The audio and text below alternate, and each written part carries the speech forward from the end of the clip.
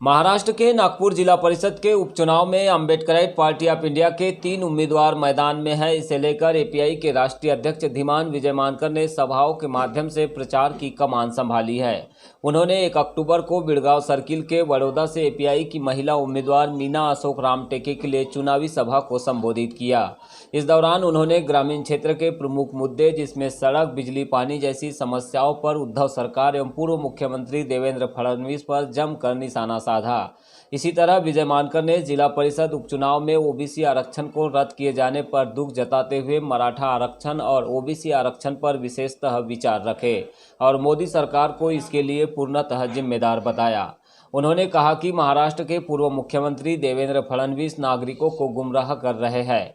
मराठा आरक्षण हो या फिर ओबीसी का आरक्षण, यह संविधान में संशोधन के बगैर संभव नहीं है, जो कि केंद्र सरकार के अधीन है। ऐसे में इसके लिए केंद्र की मोदी सरकार ही जिम्मेदार है। उन्होंने सभा के अंत में लोगों से कहा कि वे एपीआई के उम्मीदवार को इस उपचुनाव में वोट करें, साथ ही अपने रिश्तेदारों और करीबियों को भी वोट देने के लिए प्रेरित करें। गौरतलब है कि नागपुर जिला परिषद के उपचुनाव में एपीआई ने 3 उम्मीदवारों को मैदान में उतारा है। इनमें गुमथड़ा से एडवोकेट विष्णु पानतवड़े और कोंदामेड़ी सर्किल के औरौली से विजय डोंगरे भी शामिल है। आज एपीआई के राष्ट्रीय अध्यक्ष धीमान विजय मानकर साहब विजय डोंगरे के लिए कोंदामेड़ी सर्किल में सभा को संबोधित करेंगे। नागपुर जिला परिषद की जो उपचुनाव हो रहे हैं उसमें बड़ौदा बिड़गांव सर्कल से हमारी जो उम्मीदवार है पार्टी की मीनाताई रामटेके जी, मंच पर उपस्थित बाकी सम्मानित नेतागण, इस क्षेत्र के सम्मानित लोग और जो भी लोग आज यहाँ मुझे सुन रहे हैं, चाहे चेयर्स पर हो चाहे दूर से सुन रहे हो, उन सभी लोगों के लिए मैं कुछ ज़रूरी बातें आज कहना चाहता हूँ। अपना संभाषण ज़्यादातर हिंदी में दूंगा। उसका कारण ये है कि मेरा भाषण जो है, मुझे लगता है कि हिंदी तो आप लोग समझ लेते हैं ना, सारे लोग हिंदी समझ में आती है कि नहीं, तो ज़्यादातर हिंदी में इसलिए दूंगा क्योंकि उसका 2 फ़ायदा होगा। एक तो आप लोग भी समझ लेंगे और दूसरा ये जो टेलीविज़न पे चले जाएगा तो सोशल मीडिया में यूट्यूब चैनल्स पे उस पर लाखों लोग उसको देख सकते हैं। आज ये जो 16 सीटों पर लगभग जो जिला परिषद के और कुछ पंचायत समिति के 30-31 सीटों पर जो उपचुनाव यहाँ हो रहा है, सबसे पहले ये चुनाव ओबीसी का आरक्षण रद्द होने की वजह से हो रहा है। इस बात का हमें दुख है, एपीआई को इस बात का दुख है कि एपीआई महाराष्ट्र के अंदर में ओबीसी का आरक्षण लोकल बॉडीज़ के अंदर में, चाहे जिला परिषद हो या पंचायत समिति हो, इसके अंदर में जो सुप्रीम कोर्ट के डिसीजन के बाद में जो कैंसिल हुआ वो ठीक नहीं हुआ। उसके मद्देनज़र ये चुनाव हो रहा है, इस बात का हमें दुख है। लेकिन अब चुनाव है और मौका है तो कुछ ज़रूरी बातों को समझना ज़रूरी है। मैं इसलिए इस बात को कह रहा हूँ क्योंकि एपीआई की तरफ से पूरे देश में ओबीसी के लिए काम करने वाला, भारत के तमाम नागरिकों के लिए काम करने वाला, चाहे फिर वो कोई भी कम्युनिटी के हो, उनके मानव अधिकारों के लिए, उनके सर्वांगीण विकास के लिए, समताशील विकास के लिए काम करने वाला मैं एक नेता हूँ। लेकिन क्योंकि ओबीसी का संदर्भ चल रहा है देश में, इसलिए थोड़ा सा बात अपनी ओबीसी के विषय में कहना चाहूँगा और फिर आपके क्षेत्र को लेकर, जनरल नीतियों को लेकर भी कुछ बातें मैं कहूँगा। देश का शायद मैं पहला ऐसा नेता हूँ जिसने ओबीसी के लिए बहुत महत्वपूर्ण कार्य किए और उसके परिणाम आज आप लोगों को दिख रहे हैं। आज पूरे देश में ओबीसी की जनगणना होना चाहिए करके देश भर में वेरियस पॉलिटिकल पार्टीज़ के लोग जो है वो ये बात कर रहे हैं। शायद महाराष्ट्र के लोगों को इस बात की पूरी जानकारी ना हो, क्योंकि महाराष्ट्र में मैं थोड़ा प्रोग्राम कम करता हूँ क्योंकि देश के 20 राज्यों में पार्टी है, उसकी वजह से जो है शायद महाराष्ट्र के लोगों को कम पता हो। तो मैं जो है नाना पटोले जी हो या आपके क्षेत्र के बावनकुड़े जी वगैरह जो है, शायद हो सकता है केदार जी वगैरह यहाँ कल आने वाले हैं, परसों ऐसा सुना है सभा उनकी है, इसलिए जल्दी सभा हुई। तो मैं उन लोगों को ये बताना चाहूँगा कि मराठा आरक्षण के इशू के ऊपर में, मराठा आरक्षण को यदि लाना है तो उसके लिए संविधान में संशोधन करना पड़ेगा, सकारात्मक। ये बात मैं 5 सालों से कर रहा हूँ। महाराष्ट्र के लोग जो है वो मेरी बात को समझ नहीं पाए, अपने अपने तरीके से जो है गवर्नमेंट्स ने प्रयास किया। पहले बीजेपी की सरकार थी फडणवीस जी की, उसके बाद में अभी उद्धव जी की सरकार आई है। उनको जितना संविधान की समझ थी उन्होंने इसका जो है वो प्रयास किया, लेकिन आखिरी में सुप्रीम कोर्ट ऑफ इंडिया ने निर्णय दिया कि ओबीसी का रिजर्वेशन हो या ओवरऑल रिजर्वेशन हो, ये 50% से ज़्यादा जो है वो नहीं बढ़ाया जा सकता। और मराठा रिजर्वेशन जो है वो टीनेबल नहीं है, क्योंकि ये बैकवर्ड कम्युनिटीज़ में क्लासीफाई नहीं होती है। मैं 5 साल पहले से ये बात कह रहा हूँ कि इसके लिए संवैधानिक संशोधन की बात है, ज़रूरत है। और मैं केवल 5 साल से इसके लिए बात ही नहीं कर रहा हूँ, मैं देश का पहला लीडर हूँ जिसने भारत के संविधान में संशोधन करके, सकारात्मक पॉजिटिव संशोधन करके आरक्षण की लिमिट 50% से ज़्यादा कैसी बढ़ाई जा सकती है, गिवन सुप्रीम कोर्ट के निर्णय के बावजूद। चाहे सुप्रीम कोर्ट ऑफ इंडिया ने, माननीय सुप्रीम कोर्ट ऑफ इंडिया ने कुछ भी निर्णय दिया हो, लेकिन उसके बावजूद भारत की संसद यदि चाहे, मैं बीजेपी के लोगों को स्पेशली ये बात कह रहा हूँ क्योंकि फडणवीस जो है वो काफ़ी गुमराह करते हैं महाराष्ट्र के अंदर में ओबीसी के विषय के ऊपर में, इसलिए मैं ओबीसी के लोगों को ये बात कह रहा हूँ कि मैं पहला लीडर हूँ जिसने भारत की संसद को ये बिल बनाकर दिया है। इसका ये बुकलेट है, इंग्लिश में है, आप लोग चाहे तो कभी इसको देख सकते कार्यकर्ताओं से, कि भारत के संविधान में 50% से ज़्यादा रिजर्वेशन बढ़ाया जा सकता है और वर्तमान का ओबीसी का 27% आरक्षण इंक्लूडिंग डीटीएनटी जो है वो बढ़ाकर 40-45% किया जा सकता है। और इसमें सुप्रीम कोर्ट का निर्णय कहीं पर भी बीच में नहीं आएगा। ये बिल बनाकर देने वाला मैं देश का पहला लीडर हूँ, ये बात आज मैं आप लोगों को यहाँ पर डिक्लेयर कर रहा हूँ। और इसलिए कल बावनकुड़े जी आएंगे, परसों आएंगे, मैं नहीं कहता हूं, लेकिन उनके माध्यम से फडणवीस जो महाराष्ट्र के अंदर में गुमराह कर रहे हैं, मैं आज भी नरेंद्र मोदी जी की सरकार को चैलेंज कर रहा हूं। चुनाव जिला परिषद का है, लेकिन चैलेंज मोदी जी को कर रहा हूं। इसलिए कर रहा हूं क्योंकि ओबीसी का आरक्षण महाराष्ट्र में कैंसिल हुआ, मराठा रिजर्वेशन कैंसिल हुआ, इसलिए चुनाव में महाराष्ट्र में इसका संदर्भ है, इसलिए इस विषय पर बोल रहा हूं। बाद में पुल है, नाले है, पानी है, बिजली है, स्कूल है, हॉस्पिटल है, एम्बुलेंस है, रोजगार है, ये तो सारी समस्याएं हैं। इसके ऊपर में ये लोग आपसे बात करेंगे, मैं भी थोड़ा सा इस पर नीतिगत बात करूंगा बाद में, लेकिन संदर्भ को समझना जरूरी है क्योंकि पूरे महाराष्ट्र में ओबीसी के आरक्षण को कैंसिल करके, मराठा रिजर्वेशन को कैंसिल करके ये बात जो है चुनाव हो रहे हैं, इसका दुख मुझे है क्योंकि मैं 5 साल पहले से इसके ऊपर काम कर रहा हूं, इसलिए आज मुखर होकर इस बात को कहने का समय आया है। आज मैं फडणवीस जी के माध्यम से, बावनकुड़े जी कल आएंगे, मैं उनका मेरा संदेश दीजिएगा बावनकुड़े जी को कि मानकर साहब आकर गए और बोलकर गए। किसी दिन फडणवीस मेरे साथ अगर स्टेज पे खड़े हो, गडकरी खड़े हो, नरेंद्र मोदी जी को छोड़ दो, वो ज्यादा पढ़े लिखे नहीं है, लेकिन अगर ये लोग खड़े हो तो मैं आपको चैलेंज कहता हूं, ओबीसी का आरक्षण हो या कोई और आरक्षण हो, आधे घंटे से ज्यादा वो विजय मानकर के साथ में पॉइंट टू पॉइंट डिस्कस नहीं कर पाएंगे अगर ऐसा स्टेज पे पोडियम लगा लिया जाए। ये मैं चैलेंज, ओपन चैलेंज कह रहा हूं। इसलिए ओबीसी के विषय पर बीजेपी को गुमराह करना बंद करना चाहिए। आज भी मोदी सरकार ने सुप्रीम कोर्ट ऑफ इंडिया में, उच्चतम न्यायालय में यह पिटीशन दी है। क्या पिटीशन दी है? पिटीशन ये दी है कि ओबीसी की जनगणना हम नहीं कर सकते।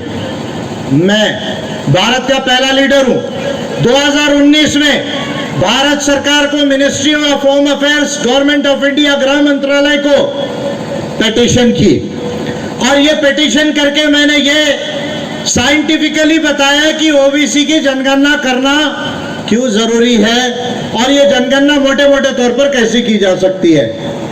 मेरा गृह मंत्रालय, भारत सरकार, अमित शाह जी की जो मिनिस्ट्री है, उनके साथ में राइटिंग में बहुत बड़ा करस्पॉन्डेंस हुआ है। राइटिंग में मैं कह रहा हूं, आज ये चुनावी सभा रिकॉर्ड दिखाने का समय नहीं है, अदरवाइज कभी आप देखना चाहे तो मैं आपको रिकॉर्ड पूरा दिखा सकता हूं। 14 पॉइंट अमित शाह जी के गृह मंत्रालय ने पिछले साल 2020 के आखिरी में दिया कि भाई हम ओबीसी की जनगणना नहीं कर सकते। क्यों नहीं कर सकते, उसके उन्होंने 14 पॉइंट बताए।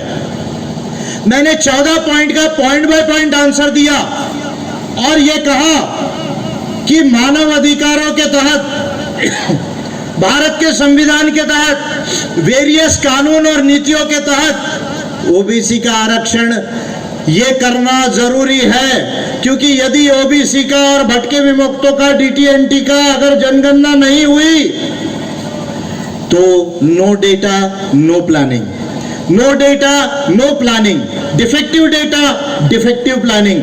यानी अगर आंकड़ा ही नहीं होगा, स्टैटिस्टिक्स ही नहीं होगी, कितने लोग हैं ये मालूम ही नहीं, उनका एजुकेशन क्या है, घर कैसा है, खेती कैसा है, नौकरी कैसे है, उद्योग कैसे है, उनके पास संपत्ति कितना है, यदि ये पता ही नहीं होगा तो आप उनके लिए नीति कैसे बनाओगे, प्लानिंग कैसे बनाओगे। और यदि आप उनके लिए प्लानिंग नहीं बनाओगे तो जो पिछड़ा वर्ग है, जो पिछड़ गया है देश में, वो और ज्यादा पीछे पीछे पीछे पीछे जाएगा। इसलिए ओबीसी की जनगणना करना जरूरी है। मैंने 2019 में पिटीशन किया और 14 पॉइंट पे मैंने गृह मंत्रालय को पॉइंट बाय पॉइंट आंसर दिया। आज सुप्रीम कोर्ट ऑफ इंडिया में जाके हलफनामा, एफिडेविट फाइल किया। भारत सरकार ने, मोदी गवर्नमेंट के, वो कह रही कि भाई हम ओबीसी का आरक्षण नहीं करेंगे, हम ये कारण की वजह से नहीं करेंगे, वो कारण की वजह से नहीं करेंगे। मैं कहता हूं, आप कहते हैं कि भाई हम तो डिजिटल इंडिया बनाएंगे, हम तो भारत को सुपर पावर बनाएंगे, हम तो चाइना से भारत को आगे ले जाएंगे, बड़ी बड़ी बातें मोदी जी करते हैं। मैं उनसे कहता हूं, आप कहते हैं कि भाई हम चांद पे जाएंगे, हम मिसाइल इधर दाग देंगे, बड़ी बड़ी बातें मोदी जी करते हैं। अगर भारत में इतनी सारी चीजें अवेलेबल है तो फिर बीजेपी गवर्नमेंट को ओबीसी की जनगणना करने में दिक्कत क्या है, ये बात जो है वो मैं जानना चाहता हूं। और इसका प्रमुख कारण ये है कि वो ओबीसी की जनगणना इसलिए नहीं करना चाहती क्योंकि यदि ऐसा हुआ तो देश की 50% जो आबादी है वो, उसका सही में विकास होगा और जो इनके लोगों के पास सत्ता संपत्ति जमा करके बैठे हुए हैं वो जो है वो समाप्ति की तरफ जाएगी। इसलिए जितने महाराष्ट्र के ओबीसी है या देश के ओबीसी कम्युनिटी के लोग हैं, उनको इस बात को सोचना है। पहले कांग्रेस सरकार थी, अभी आपके क्षेत्र में भी कुछ कांग्रेस से कैंडिडेट खड़ी हुई है मैडम, मैं उनका सम्मान करता हूं। महिला है, मैडम है, एक पुरुष और स्त्री हो, मैं उनका सम्मान करता हूं। एज अ भारत के नागरिक, एज अ कैंडिडेट मैं उनका सम्मान करता हूं। लेकिन मैं उनको भी याद दिलाना चाहूंगा कि 2001 में जब बीजेपी सरकार थी और उसके पहले जब कांग्रेस सरकार थी तो नेहरू जी की सरकार ने सबसे पहले 2051 में ओबीसी की जनगणना या डीटीएनटी की जनगणना नहीं होगी ये निर्णय लिया। ये कांग्रेस की गवर्नमेंट थी 1951 में। उसके बाद 1981 तक जितनी जनगणनाएं हुई उसमें ज्यादातर कांग्रेस की गवर्नमेंट रही, उसने ओबीसी की जनगणना नहीं होगी इस तरह का स्टैंड लिया। वही स्टैंड आज बीजेपी की गवर्नमेंट ले रही है। मैं भारत सरकार को पिटीशन की, संसद को बिल दिया है कि ओबीसी की जनगणना होनी चाहिए, आरक्षण 50% से ज्यादा बढ़ाया जा सकता है, ओबीसी को रिजर्वेशन में प्रमोशन होना चाहिए, लैटरल एंट्री में प्रमोशन एससी एसटी ओबीसी को होना चाहिए, माइनॉरिटीज को भी दिया जा सकता है, जुडिशरी में, न्यायपालिका में भी रिप्रेजेंटेशन ओबीसी को, ट्राइबल्स को, डीटीएनटीज को, शेड्यूल्ड कास्ट को होना चाहिए, माइनॉरिटीज को होना चाहिए, महिलाओं को होना चाहिए, वेरियस क्षेत्रों के लोगों को होना चाहिए। इस तरह के संविधान में संशोधन करने के जो सकारात्मक बिल है वो देने वाला मैं पहला लीडर हूं देश के अंदर में।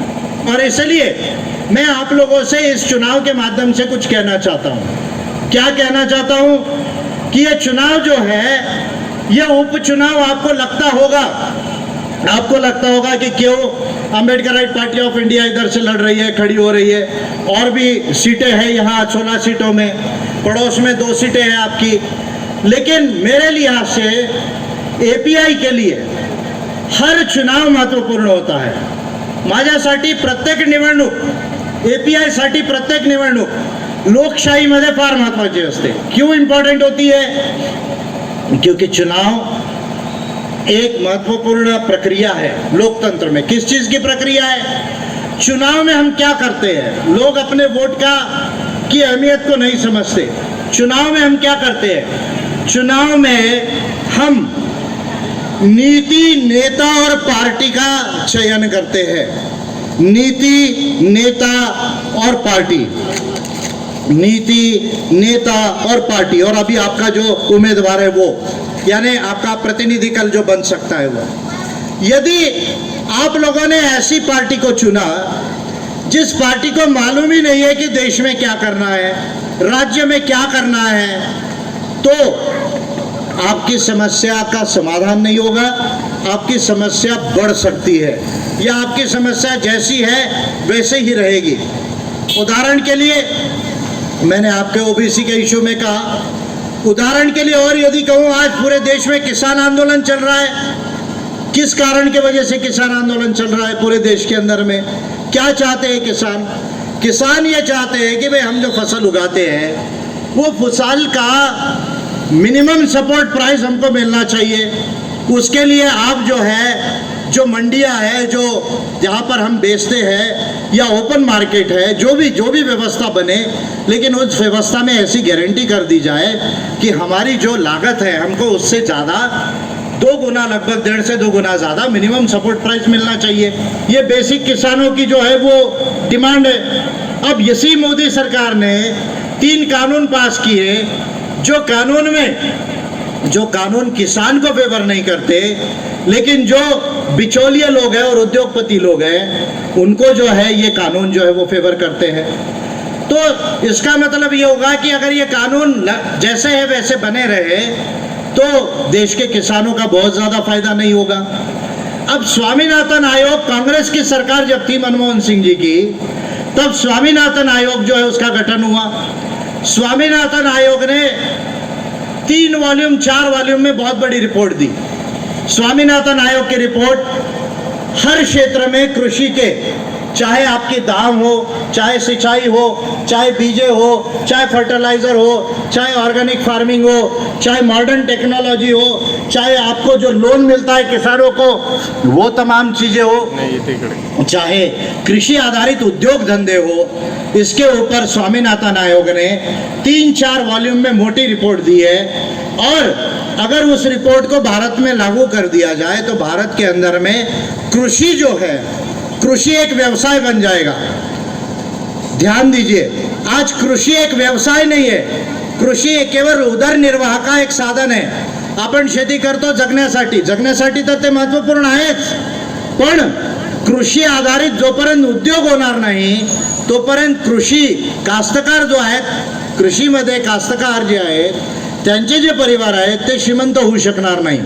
ही जी महत्त्वपूर्ण संकल्पना आहे, स्वामीनाथन आयोगाने ही रिपोर्ट दिली, त्याच्यानंतर त्यांनी सोल्युशन्स दिले, तेव्हा काँग्रेसची गव्हर्नमेंट होती। आज भाजपाची सरकार आहे। महाराष्ट्रामध्ये बोलायचं झालं तर शिवसेना आणि काँग्रेस आणि राष्ट्रवादींची गव्हर्नमेंट आहे, केंद्रामध्ये बीजेपीची गव्हर्नमेंट आहे। पण आपण काय बघतो, अपन ये बघतोय, आज भी हम ये देख रहे हैं कि वो इस रिपोर्ट को लागू नहीं कर रहे हैं। इसके जो 50-100 जो पॉइंट्स है महत्वपूर्ण, उसको वो लागू नहीं कर रहे हैं। तो मैं आपको कुछ बातें ये इसलिए बता रहा हूँ ताकि आप इस बात को समझ सके कि चुनाव नीति, नेता और पार्टी को चुनने का एक जरिया है, अपने सही उम्मीदवार को चुनने का एक जरिया है। और मैं आपको दावे से कहता हूँ, एपीआई एक ऐसी पार्टी है जो 2013 में जब से ये बनी 20 राज्यों में है और पूरे देश को अमेरिका, चाइना के बराबर, अच्छे से बात ध्यान में रखिए, अमेरिका, चाइना के बराबर, मैं आज आगे नहीं कह रहा हूँ लेकिन उसके बराबर 10 सालों में भारत को अमेरिका चाइना के बराबर हम कैसे ला सकते हैं, इसकी नीति घोषित करने वाली एकमात्र पार्टी ही आंबेडकराईट पार्टी ऑफ इंडिया आहे. रायटिंग मध्ये आहे, कोणी तपासून पाहू शकतो. आणि बीजेपी काँग्रेसचे लोक असतील त्यांना माझा ओपन चॅलेंज असतो नेहमीच. लोकशाहीमध्ये कोणीच आमचा शत्रू नाही, आम्ही कोणाला शत्रू मानत नाही. हा, प्रतिस्पर्धी जरूर आहेत, आमचे ते विरोधी आहेत. आमचे शत्रू नाही कोणीच, पण ते विरोधी आहेत. त्यांना माझा ओपन चॅलेंज आहे, बीजेपी असो, काँग्रेस असो किंवा शिवसेना सुद्धा असो, की जर तुमच्याजवळ याच्यापेक्षा चांगली जास्त नीती असेल तर आज तर प्लॅटफॉर्म नाही आहे, पण समोर विधानसभा आणि लोकसभेची निवडणूक होतील, तुम्हाला आम्ही पॉईंट बाय पॉईंट जे आहे या गोष्टींवर चॅलेंज करू.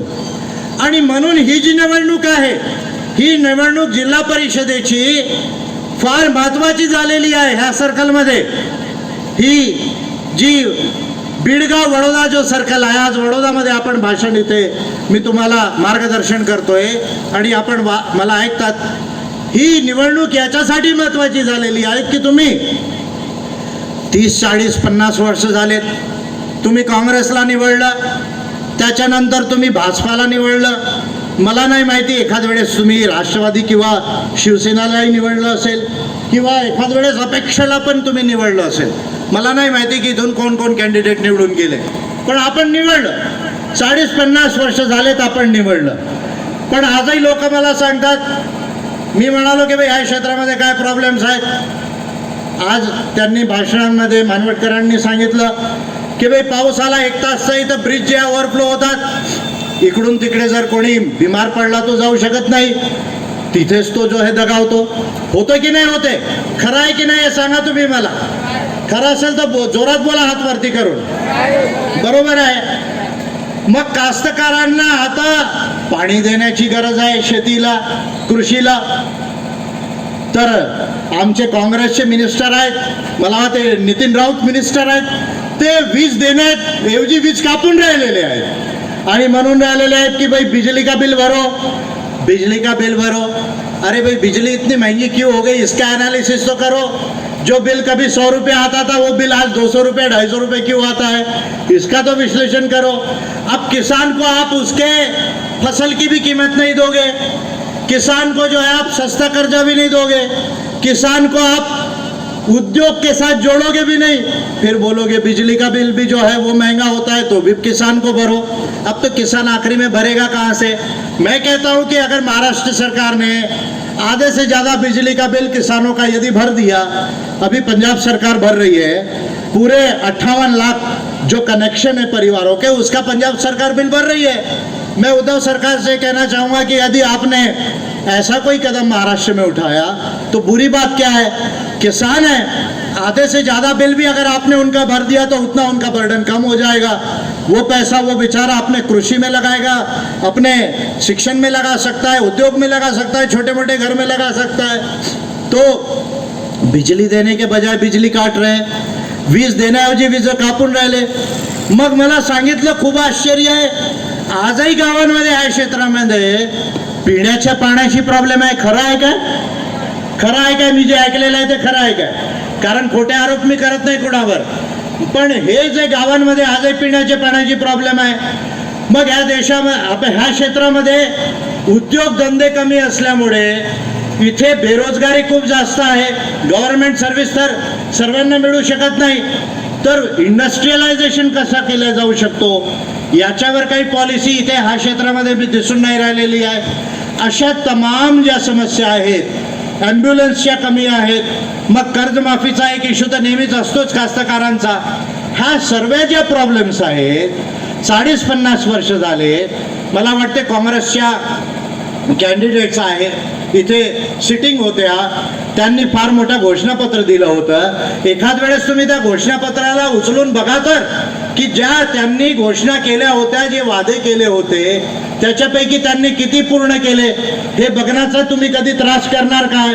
की परत जाऊन काँग्रेसला तुम्ही निवडून देणार, परत जाऊन तुम्ही बीजेपीला निवडून देणार, आणि जर तुम्ही परत परत बीजेपी काँग्रेसला निवडून देणार आणि 50 वर्ष झाले, 60 वर्ष झाले, तुमची समस्या जिथे होती तिथेच आहे किंवा थोडीशी सुधारलेली आहे, तर मग मला असं वाटते की ही पोटनिवडणुकीमध्ये पण आपण परत चुकीचा निर्णय घेऊ, आणि हा चुकीचा निर्णय घेऊ नये म्हणून APIने नीतीच्या आधारावर, यांनी काही पॉइंट्स लिहिलेले आहेत आपल्या पॅम्पलेटमध्ये, ह्या नीतीच्या आधारावर, धोरणाच्या आधारावर की आम्ही ह्या जिल्हा परिषदमध्ये काय करू, आणि आपण म्हणत असाल की भाई बहुसंख्या जी आहे, बहुमत तर काँग्रेसचा आहे किंवा दुसऱ्या पक्षांचा मिळून आहे, APIचा एखादा उमेदवार जर निवडून गेला तर काय फरक पडणार, हा प्रश्न तुमच्या मनामध्ये असेल.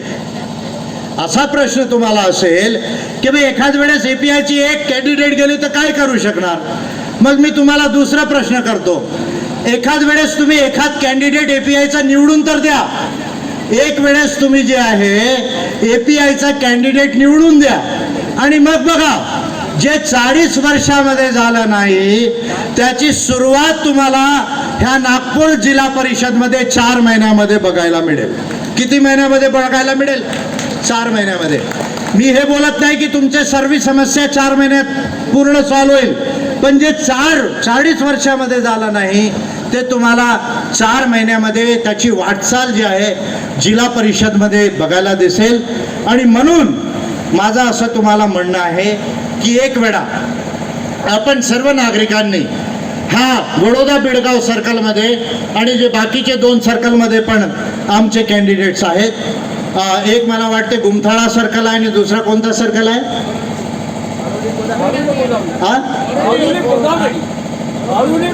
आरोली मोदामेडी. तर असे 3 कॅन्डिडेट जवळच आहे. एक वेळा माझी जी आहे ते आज प्रचारामध्ये आहेत कॅन्डिडेट, पण माझी अशी एक विनम्र विनंती आहे. आज मला असं सांगितलेलं आहे, आज हे लोक प्रचार करतायत आणि प्रचार मध्यंतरी फॉर्म भरल्यानंतरही प्रचार बंद झाला होता, कारण आरक्षणाचं काय होणार, OBCचा एक खूप डायलेमा होता, कन्फ्युजन होता. पण ह्या लोकांनी जेवढे गाव आहेत तेवढे गाव कव्हर केलेले आहेत, लोकांशी जनसंपर्क केलेला आहे, लोकांशी जाणून घेतलेलं आहे की तिथे काय समस्या आहे, त्याचं समाधान कसं केलं जाऊ शकतं. आणि जाती धर्माला न बघता, मी असा नेता आहे, मी फक्त मानवतेला मानतो, विज्ञानाला मानतो, मी जाती धर्माला मानत नाही. मी तुम्हाला ओपनली सांगत आहे, मी भारताचा एकमात्र नेता आहे, मी फक्त विज्ञानाला आणि मानवतेला मानतो.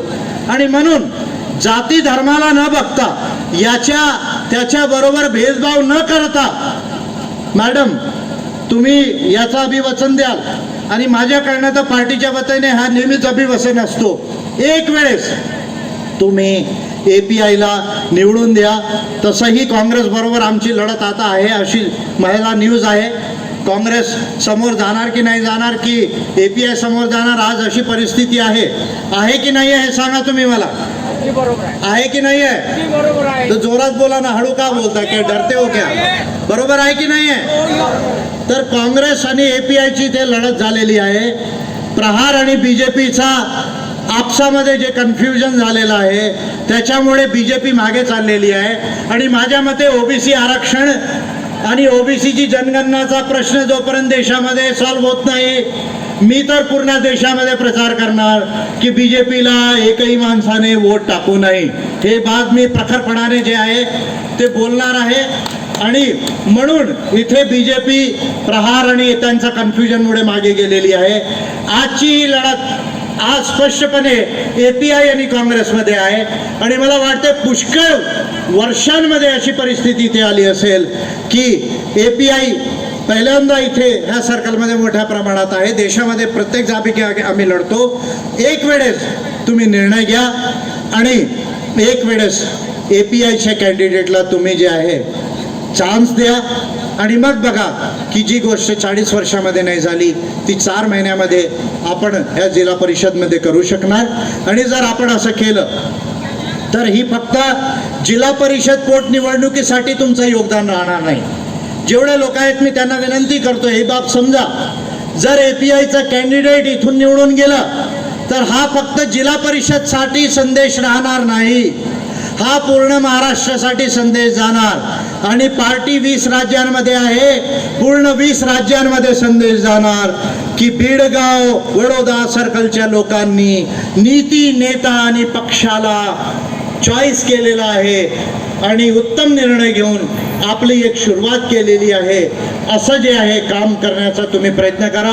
मला असं वाटते की बाकी ज्या तुमच्या समस्या आहेत, प्रमुख बाबी तुम्ही बोललेल्या आहेत. बारीक काही समस्या असतील, रामटेके मॅडम तिथे अवेलेबल आहेत, रामटेकेजी आहेत, मानवटकर आहेत, मुन्ना मानवटकर आहेत, आणखी बाकी आमचे पार्टीचे लोक आहेत, पदाधिकारी आहेत, त्यांच्याशी बोला, त्यांना आपली समस्या हमखास सांगा आणि तुम्ही लोक त्यांच्या समस्या ऐकायचं. जनसेवा करणं हेच राजकारणाचं ध्येय असतो. राजकारण म्हणजे जनसेवा आहे, जननीती आहे, जनकल्याण आहे. ही बाब मी नेहमीच म्हणत आलेलो आहे की politics is about public service, politics is about public policies and politics is about public welfare. ही बाब मी नेहमीच बोलत आलेलो आहे. ह्या गोष्टींना तुम्ही त्यांना अटेंड करा, तुम्ही आपली बाब सांगा आणि 5 तारखेला एक चांगला निर्णय घेऊन तुम्ही कोर्टला जे आहे वोट द्या. मीना रामटेके मैडम खड़े हो जाइए आप. मीना रामटेके मैडम जे आहेत त्यांना तुम्ही निवडून द्याल. अपील करा, ताली बजाओ अगर आप चाहते हैं कि ये कैंडिडेट जीत के जाए तो. और मैडम आपको सब नागरिकों का, सब परिवारों का जाती धर्म बघायचं नाही, माणसाला माणूस म्हणून ओळखायचा, माणसाला भारताचा नागरिक म्हणून ओळखायचं आणि सर्वांना तुम्ही सर्वांसाठी चांगलं काम कराल असं तुम्ही अभिवचन द्या पार्टीच्या वतीने. आणि मला असं वाटतं की 5 तारखेला तुम्ही हे काम करा आणि कृपया करून हात जोडतो. मला माहिती आहे भारतामध्ये निवडणुकीमध्ये काय होते, मुर्गा आएगा, शराब आ जाएंगी और क्या क्या पता नहीं, वो आपका नोट चल जाएगा. ये भारत में बहुत कुछ होता है. भारत के नागरिकांनो, मी तुम्हाला हात जोडून विनंती करतो, लोकशाहीमध्ये मतच सर्वात महत्त्वाचं असतं. जो माणूस आपला मत कोणत्याही बाबीमध्ये विकतो किंवा जाती धर्म बघून द्वेषात्मक रूपाने पूर्वाग्रहाने एकाला मत देतो, एकाला मत देत नाही. जेव्हा की तो कॅन्डिडेट चांगला असतो, पार्टी चांगली असतो, तेव्हा लोकशाही हरत असते, माणुसकी हरत असते. ही बाब नेहमी लक्षात ठेवा. जर तुम्हाला वाटते कि मानकर साहब की नीति अच्छी नहीं है, पार्टी अच्छी नहीं है, कैंडिडेट अच्छी नहीं है, इनसे अच्छा कोई और है, तो आप वोट दीजिए. मैं ये नहीं बोलूँगा कि मत दीजिए, पर कृपया करके पैसा लेके मुर्गा, शराब, पैसा या और कोई आमिष मंदिर बना देंगे, बुद्ध विहार बना देंगे और क्या क्या कर देंगे, ऐसे जो झूठे आमिष देते हैं उसको त्याला बड़ी न पड़ता आप जो है एक अपने सुजानता से जो है वो वोट कीजिए और फिर देखिए कि यहाँ क्या बदलाव आता है. मैं उम्मीद करता हूँ कि ये सर्कल के लोग बहुत सुजान हैं, जानकार है आणि माझा संदेश तुम्ही द्या. मी 2 जागा सभा केलेली आहे, थोडा फ्री होतोय आता, पाऊस जस्ट एंड झालेला आहे, याच्यानंतर मी ऑल इंडिया टूरवर जाणार म्हणून थोडा फ्री होतो म्हणून मी 2 सभा केली. उद्याही मी एक सभा करतोय. कहाँ आहे उद्याची सभा? अरोलीमध्ये उद्याही सभा आहे माझी 6 वाजता 6:30 वाजता. तिथे मी 7 वाजताच्या जवळपास तिथेही मी ॲड्रेस करणार. तुम्ही माझा संदेश द्या. मानकर साहेब आले होते, त्यांनी चांगल्या बाबी आम्हाला सांगितल्या आणि APIच्या वतीने त्यांनी गॅरंटी दिलेली आहे की ह्या क्षेत्रामध्ये एक नवीन परिवर्तनाची लहर येणार. हा संदेश माझा द्या. फक्त स्वतःचंच मत द्यायचं नाही, आपल्या परिवारांच्या लोकांचा आणि प्रत्येक नागरिकाला तुम्ही कन्व्हिन्स करा आणि कन्व्हिन्स करून एक वेळा APIला चान्स देण्याचा प्रयत्न करा आणि मग बघा की एक नई लहर जिला परिषद से पूरे महाराष्ट्र और देश में आएगी. आप लोग सुजानता के साथ ऐसा निर्णय करेंगे, ऐसी उम्मीद करता हूँ और अपने संभाषण को जो है यहीं समाप्त करता हूँ. जय भारत, जय गोंडवाना.